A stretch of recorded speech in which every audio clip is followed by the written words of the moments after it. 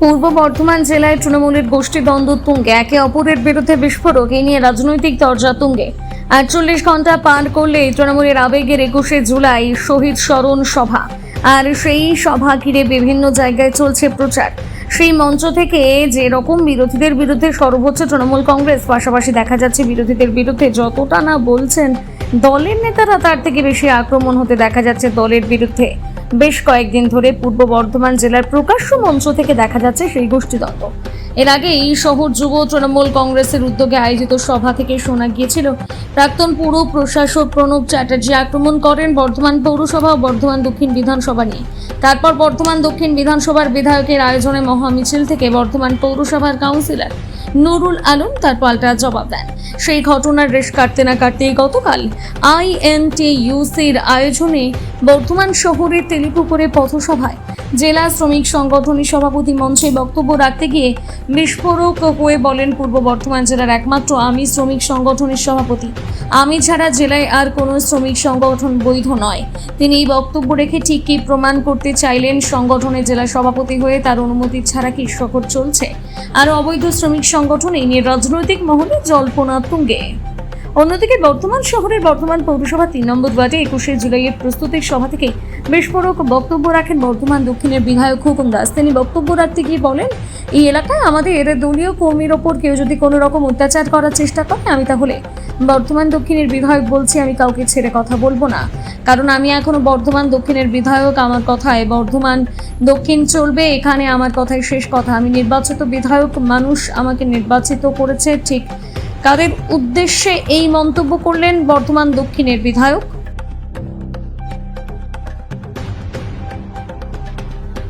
এই এলাকায় যদি কেউ আমাদের দলীয় কর্মীর উপর কোন রকম কোন জায়গায় গন্ডগোল অত্যাচার করার চেষ্টা করেন, তাহলে আমি বর্ধমান দক্ষিণের বিধায়ক বলছি, আমি কাউকে ছেড়ে কথা বলবো না। কারণ বর্ধমান দক্ষিণ, আমি এখনো বিধায়ক, আমার কথাই বর্ধমান দক্ষিণ চলবে, অন্য কারো কথাই নয়। আপনাদের ভোটে আমি নির্বাচিত বিধায়ক। যারা মনে করছেন আমরা এত কষ্টের মধ্যে দিয়ে আমরা বর্ধমান শহরকে 4 বছর যে শান্তিতে রেখেছি, আপনারা দেখেছেন কোথায় একটা গন্ডগোল, কোথায় একটা অশান্তি নাই। দল ক্ষমতায় আসার অনেক আগে থেকেই এখানে INTUC অনুমোদিত ইউনিভার্সিটি কর্মচারী সমিতি রয়েছে। এই ইউনিভার্সিটি কর্মচারী সমিতি বর্ধমান বিশ্ববিদ্যালয়ের কর্মচারীদের সমন্বয়ে গঠিত একটি ইউনিয়ন, যেটা পশ্চিমবঙ্গ সরকারের ট্রেড ইউনিয়নের রেজিস্ট্রিকৃত, সরকারি রেজিস্ট্রিকৃত, নিবন্ধিকৃত একটি সংগঠন, যার রেজিস্ট্রেশন নাম্বার আছে। সেই ইউনিয়নটার সম্পর্কে যিনি গতকাল মন্তব্য করেছেন, আমি তার উদ্দেশ্যে বলতে চাই যে তার যেন সুমতি হয়, তার যেন চৈতন্যের উদয় হয়, সংগঠন সম্পর্কে সম্যক ধারণা আগে তৈরি করুক, তারপরে কোনো মন্তব্য তিনি করবেন। এই বর্ধমান শহরের বুকে আমরা এর আগে যিনি ট্রেড ইউনিয়নের সভাপতি ছিলেন ইফতিকার আহমেদ, আমরা তাকে দেখেছি বর্ধমান শহরের শ্রমিক সংগঠনটি করতে, এবং আজকেও তার এক ডাকে শ্রমিক কর্মচারীরা যেভাবে বর্ধমান শহরে পা মেলাবে, সেই জায়গায় দাঁড়িয়ে যদি তাকে কেউ চ্যালেঞ্জ করে কোনো বার্তা দেয়, আমার মনে হয় তিনি মূর্খের স্বর্গে বাস করছেন।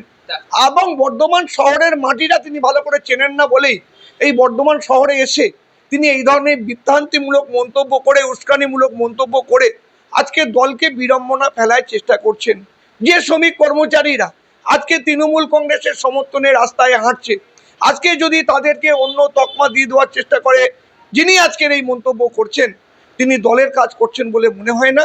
তিনি আজকে দলকে বিপাকে ফেলার চেষ্টা করছেন এবং হাজার হাজার কর্মচারীর মনের মধ্যে দল সম্পর্কে বিরূপ মন্তব্য তৈরি হওয়ার একটা পরিবেশ তিনি তৈরি করছেন। আমার মনে হয় তিনি বিজেপির এজেন্ট হয়ে কাজ করছেন। বললেন বর্ধমান জেলা INTUC সভাপতি, কি বলবেন? দেখুন, উনি কি বলেছেন না বলেছেন বলতে পারবো না। আমরা দীর্ঘদিন ধরে ট্রেড ইউনিয়ন করছি, কংগ্রেস আমল থেকে, এবং তৃণমূলেও কেউ যখন ট্রেড ইউনিয়ন করতো না আমরা করেছি। তো নিয়ম হচ্ছে দলের রাজ্য কমিটি থেকে অ্যাপিলেশন নিয়ে আসা।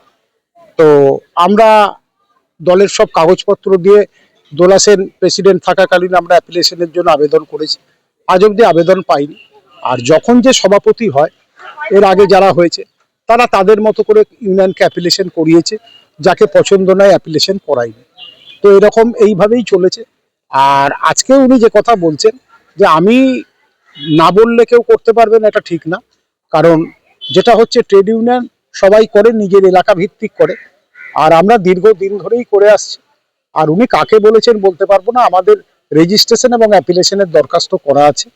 আর দীর্ঘদিন ধরে যারা ট্রেড ইউনিয়নটা করেছে, তৃণমূল কংগ্রেসের যখন ট্রেড ইউনিয়ন ছিলও না, কিন্তু তৃণমূল কংগ্রেসের ট্রেড ইউনিয়ন তো লোকাল স্তরের নেতারাই তৈরি করেছে, তো সুতরাং তারাই সংগঠনটাকে ধরে রেখেছে।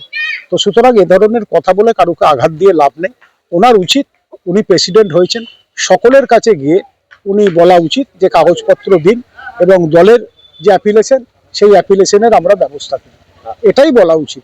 কিন্তু সেটা না বলে প্রকাশ্যে মঞ্চ দাঁড়িয়ে এ ধরনের কথা বলে দলের কথা বাইরে বলা ঠিক না। কারণ আমাদের নেত্রী বলেছেন দলের কথা দলের মধ্যে থেকে বলতে হবে। উনি প্রেসিডেন্ট, ওনার সকলকে ডাকার অধিকার আছে, বলার অধিকার আছে যে আপনারা রেজিস্ট্রেশনটা করিয়ে দিন, কিন্তু এটা বলার অধিকার নেই আমি না বললে কেউ করতে পারবে না।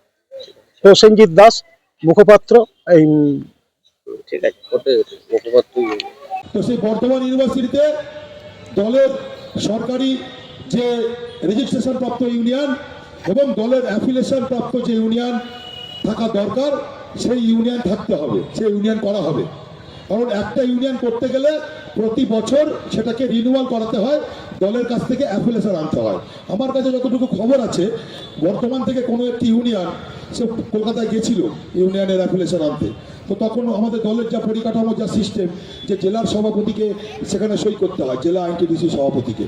কারণ জেলা আইনটিডিসি সভাপতি যেই থাকবে সে হচ্ছে ইউনিয়নগুলোর প্রেসিডেন্ট। যেমন ধরুন আপনি এখানে তেলিপুকুরের ইউনিয়ন টোটো ইউনিয়ন করলেন, সেই টোটো ইউনিয়নটার প্রেসিডেন্ট হচ্ছে জেলা প্রেসিডেন্ট, মানে জেলা আইনটিডিসির প্রেসিডেন্ট। বা এখান থেকে শুনেন একটা হলো, যদিও সেটা এখন আর নেই, এখন গোটা হচ্ছে কি জেলা জুড়ে হয়ে গেছে, একটা ইউনিয়ন হবে, সেটা বর্তমান শহর ইউনিয়ন, বাকিগুলো সব ইউনিট হবে। ঠিক আছে, তেলিপুকুর ইউনিট বা করজেন গেট ইউনিট, এরকম ইউনিট হবে। তো যাই হোক, সেই ইউনিয়নের প্রেসিডেন্ট সন্দীপ বসু, মানে বর্তমানে যেহেতু আমি সভাপতি আছি, তো প্রেসিডেন্টের ইউনিয়নটার প্রেসিডেন্টও আমি, আমার নামটাই থাকবে। তারপরে ভাইস প্রেসিডেন্ট একজন, যে ব্লক প্রেসিডেন্ট বা টাউন প্রেসিডেন্ট বা অনারেবল যদি কেউ থাকেন তার নাম। তো এইভাবে ইউনিয়নটাকে তৈরি হয়। জেনারেল সেক্রেটারি সেখান থেকে হয়, যে একজন ওয়ার্কার যারা কাজ করছে ইউনিয়নের সদস্য বা ইউনিয়নের মানে যে কাজের সঙ্গে যুক্ত আছে সেই ব্যক্তি জেনারেল সেক্রেটারি, তারপর পরপর সব সেক্রেটারি বা মেম্বার তৈরি করা হয়। হচ্ছে বর্ধমান ইউনিভার্সিটির যে ইউনিয়ন আছে, যারা মাথা এখানে আছে, যারা চালাচ্ছে বা যারা করছে, তারা বেআইনিভাবে চালাচ্ছে। আমার এটা কোট আনকোট, আপনারা ছাড়বেন, আমি বলছি আপনাদের, আমি বলছি ছাড়তে। গিয়ে করজেন গেটের ওখানে যে টোটো ইউনিয়ন, যদি পৌরসভা কর্মচারী ইউনিয়নের, আমার কাছে যা খবর এখনো পর্যন্ত নতুন করে রিনিউয়াল হয়নি। ঠিক আছে, নতুন করে রিনিউয়াল করতে হবে, নতুন করে রিনিউয়াল না করলে সেটা ডিসলভ হয়ে যাবে।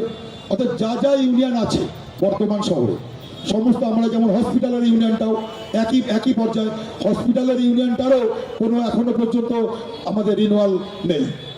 ইতিমধ্যে আমাদের যে উজ্জ্বল পরামানিক মহাশয় হয়েছেন, উনি আমাকে ওই ওখানকার অ্যাম্বুলেন্সের ইউনিয়নের জন্য বলেছেন, আমি সে কাগজটা নিয়েছি এবং সেটাকে রিনিউয়াল করানো হচ্ছে, তার প্রসেস জারি আছে।